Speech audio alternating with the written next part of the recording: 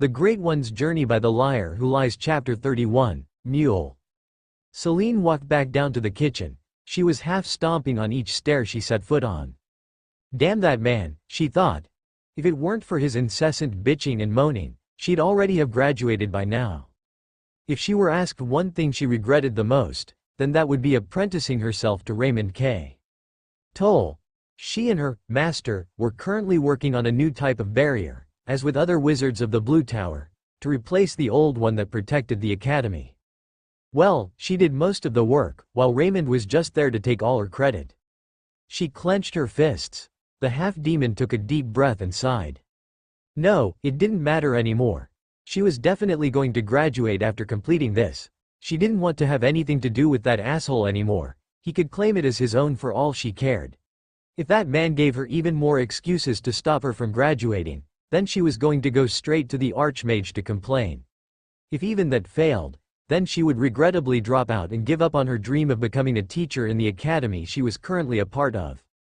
She dragged her feet to the kitchen's entrance, intending to finish her cooking no matter how demotivated she was, only to find out that someone was messing around with her stew. "Hey, what do you think you're doing?" shouted the orange-haired apprentice as she trotted briskly towards the stranger. Her vexing advance was stopped short when the perpetrator turned around and gave her a friendly smile. "Hey, you're back. I thought I'd take over while you were busy. Why don't you try it and tell me how it tastes?" asked the blue-haired woman as she scooped up some stew onto a bowl and pushed it towards her. She took it hesitantly and sniffed at it.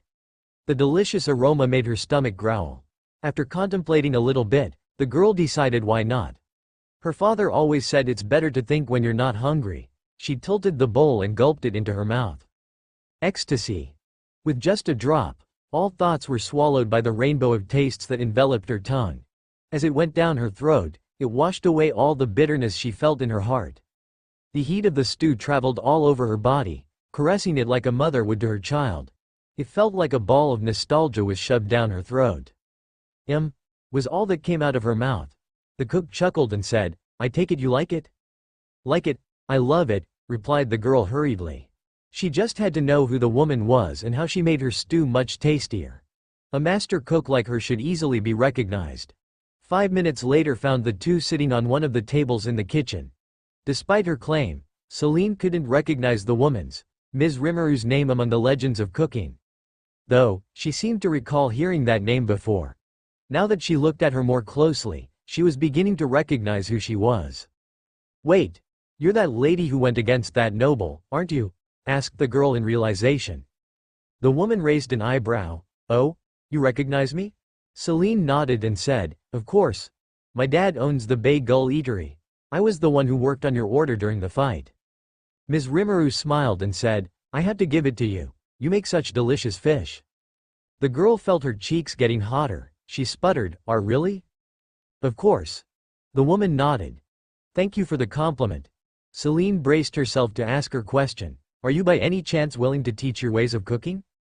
"You'll be paid, of course," she continued. "Oh, if you're looking for employment, our eatery will gladly have you."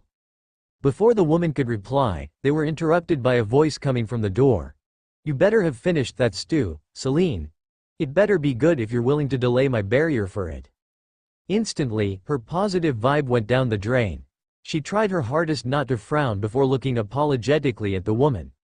"I'm sorry about this, but can I please share your stew? I'd rather not go against him right now." The cook shook her head and said, "It's your stew. It's up to you. I just helped a little bit." Her humility consoled Celine's heart a bit. She nodded before turning around to face Raymond and saying, "I'll go get you a bowl, master." She poured the stew on an empty bowl and went straight to him. As usual, he didn't even pay attention to her. The man's gaze instantly pointed behind her. He suddenly said, "You're that new teacher, right? Rimuru or something?" Celine looked back in surprise. This woman was going to teach at the academy? "It's Rimuru. But yes, something like that," answered the new teacher. To that Celine saw Raymond sneer and say derisively, "Don't get so full of yourself. Even if you are the Blade's assistant, you're still not a real teacher. You're just a servant of one." He waved his arms flamboyantly and continued, "Just try not to get in our way." He took the bowl from her hand and went upstairs again. You have 10 minutes before you continue on the barrier. Don't be late again. An utter asshole. Simple as that. Her shock at the woman who was apparently the Blade's assistant in teaching and at the fact that the Blade was going to teach again was dampened by the sheer arrogance her master had shown. Damn nobles. She quickly went back to her and bowed. I'm very sorry for that. Celine heard the woman chuckle before she replied, what are you apologizing for? It's not like it's your fault. She straightened her back to look at the woman. Rimuru wasn't even fazed by the blatant disrespect. In fact, she even looked amused. I shouldn't be bothering you anymore.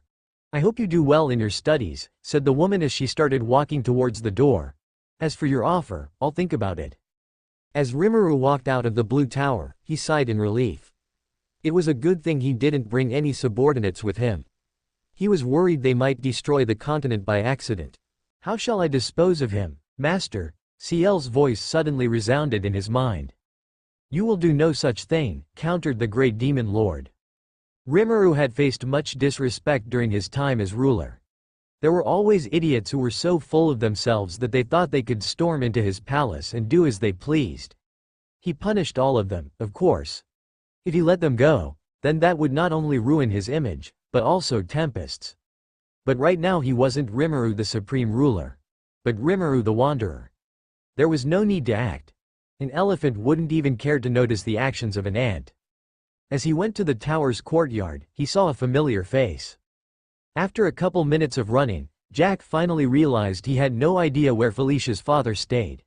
The reason why they met on the towers in the first place was for this very reason. Damn it, cursed the boy in his mind. If Mom found out about this, she was going to scold him for being so reckless again. Jack needed a plan. He needed to find out where the noble lived. Was there someone who likely knew their place? The name of the Archmage quickly came to mind. He quickly backtracked and ran towards the towers. When he finally got there, he made a beeline towards the receptionist. I need to see the Archmage, exclaimed the boy, it's really important. The receptionist looked at him doubtfully and said, I'm sorry, the Archmage is currently busy. Please fill in one of the forms to make an app. Now's not the time, retorted Jack. The receptionist refused to listen to him. He quickly heard the footsteps of the security making their way for him, most likely to restrain him. Tisk. I wish to speak with the Archmage. A familiar voice came from the entrance. He turned around to see his mom walk towards him. The receptionist once again denied, I'm sorry, but you will need to fill out a form to make an appointment with the Archmage. Any form of misconduct will be met with. Only to stop when his mom pulled out a badge. The Archmage had given it to her when she accepted her job, though he doubted the badge was given to just any teacher. I apologize for not my rudeness, please, come with me. The receptionist led them to the elevator. Once it went up, his mom quickly demanded, explain. A quick explanation later his mother asked, and you went all the way here, alone? Yeah, was his answer. He could tell she was dissatisfied with his answer, but he didn't know why. The elevator then stopped on the top floor. She sighed and began walking to the Archmage's office. Come on. We need to hurry. Inside, the Archmage was not alone. He was accompanied by his friend, Thomas's teacher, the Blade. His mom didn't waste time and went straight to the point. Come, I'll lead you to him. The Blade stood up and said to the Archmage, we'll talk later. The Archmage nodded. It was nice talking to you. Give my best regards to the young miss. Walking out the last tower, they followed the Blade to Lord Viengri's temporary stay.